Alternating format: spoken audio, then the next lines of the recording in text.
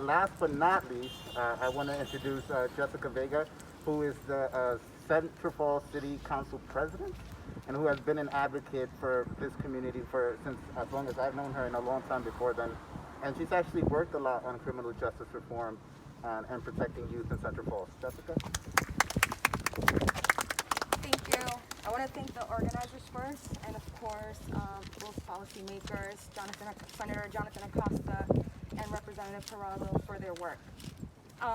My name is Jessica Vega, and I stand here before you as a resident here in Central Falls, but also someone who has a deep love and passion for criminal justice reform.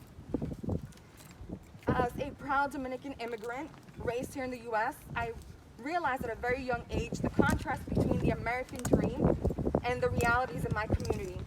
On the television, I saw images of well-kept schools, swim teams, and dinners by the kitchen table. In my neighborhood, my parents were working and left the food on the stove. The buildings were full of life, but the buildings themselves not so much. And beyond the systemic inequality that was surrounding us, there was something else that I noticed: the entrepreneurial spirit that immigrants' families have. People were extremely resourceful with the very little resources that they had. Everyone had a side gig before side gigs were cool. Whether that was selling empanadas, babysitting, or picking up a third shift, the undeniable truth is that we know how to survive. These people in my communities,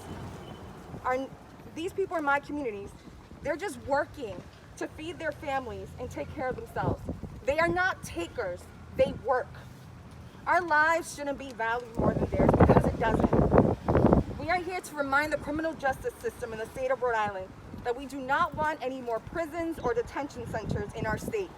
That we can reimagine a society where we gain capital with new policies that are centered around human rights and equity.